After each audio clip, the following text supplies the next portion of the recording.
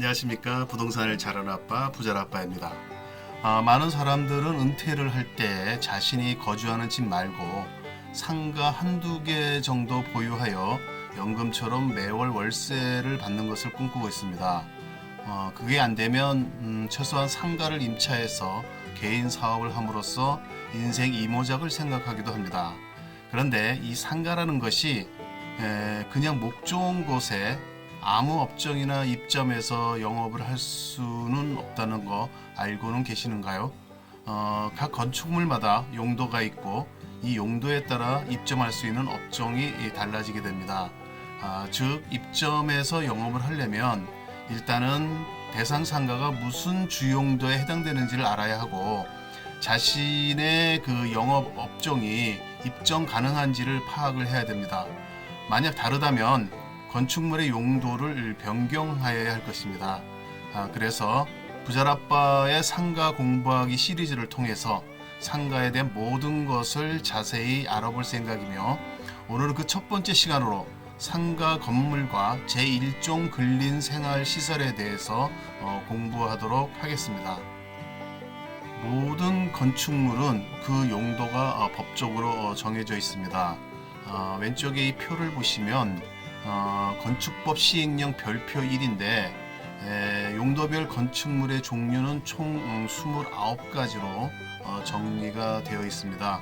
우리가 흔히 알고 있는 단독주택, 공동주택, 1종 근린생활시설, 2종 근린생활시설, 문화 및 집회시설, 종교시설, 판매시설, 운수시설, 의료시설, 교육연구시설, 노유자시설, 수련시설, 운동시설, 업무시설, 숙박시설 이런 식으로 해가지고 마지막에 29번째 야영장 시설까지 이렇게 구성이 되어 있습니다.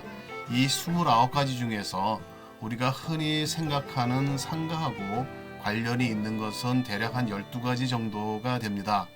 오늘은 그 중에서 제1종 근린생활시설에 대해서 살펴보도록 하겠습니다.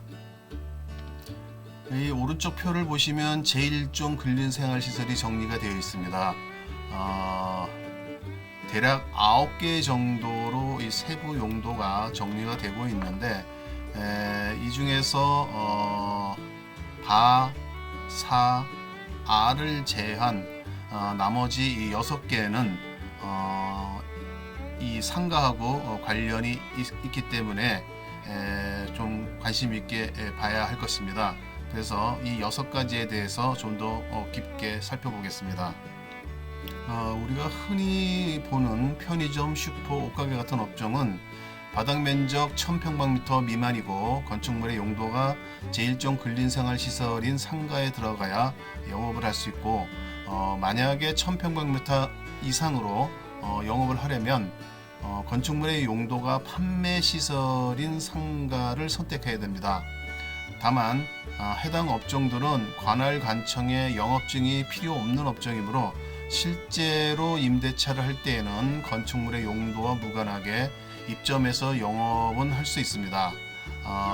또한 서점의 경우 1000평방미터 미만은 제1종 근린생활시설, 그 이상은 제2종 근린생활시설에 입점해야 하고 슈퍼마켓이나 소매점의 경우 1000평방미터 미만은 제1종, 그 이상은 판매시설에 입점해야 합니다.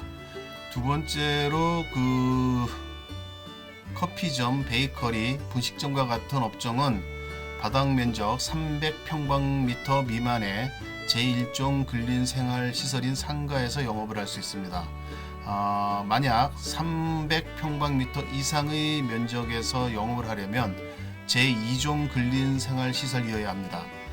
그리고 해당 업종들은 식품위생법에 의하여 관할 관청에서 영업신고증을 발급받아야 영업을 할 수 있으므로 건축물의 용도가 틀리면 용도 변경에 문제가 발생할 수 있습니다. 휴게 음식점은 식품 접객업에 해당하고 주로 다류, 아이스크림류 등을 조리 판매하는 영업으로서 음주 행위가 허용되지 않는 그런 업체입니다.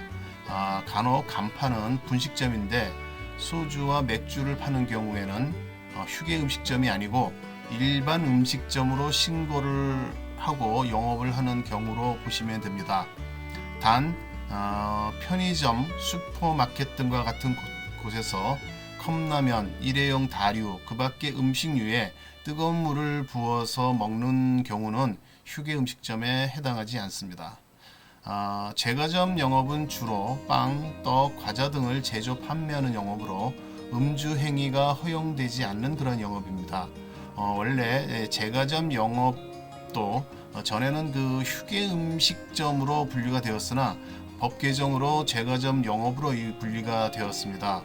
휴게 음식점이나 제과점 영업은 전용 주거 지역에서는 허용이 안 되고 나머지 용도 지역에서는 허용이 된다는 점도 알아두시기 바랍니다. 세 번째, 이발소, 미용실, 목욕장, 세탁소 등은 공중위생관리업에 의하여 영업신고증을 발급받고 영업을 해야 합니다. 이러한 업종은 건축물이 제1종 근린생활시설이어야 신고증 발급이 가능하며 면적은 상관이 없습니다.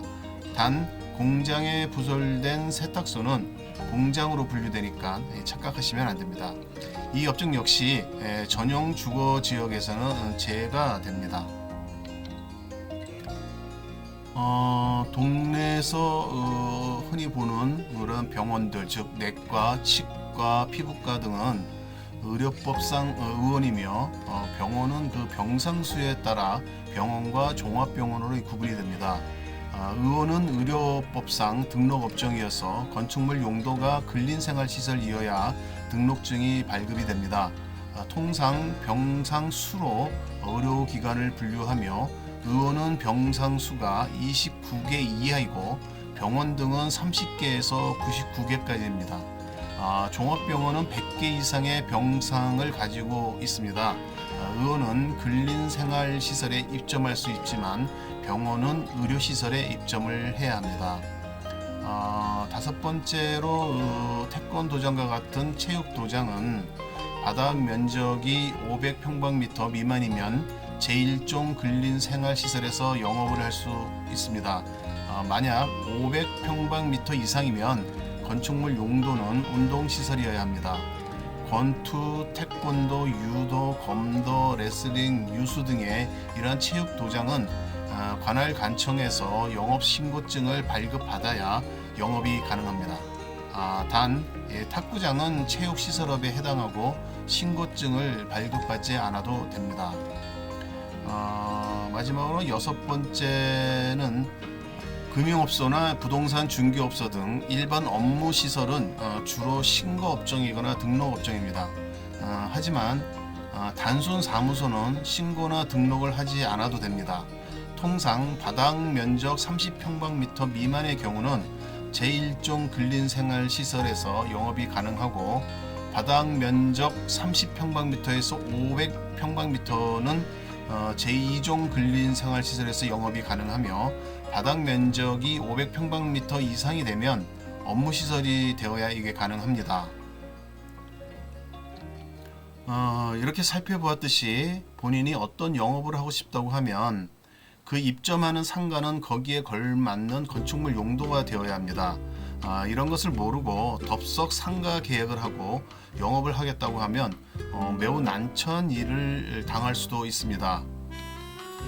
오늘 부자라빠의 상가 공부하기 처음 시간에서 살펴본 바로는 제1종 근린생활시설이란 작은 규모의 소매업을 하는 경우에 주로 해당이 됨을 알 수 있었습니다.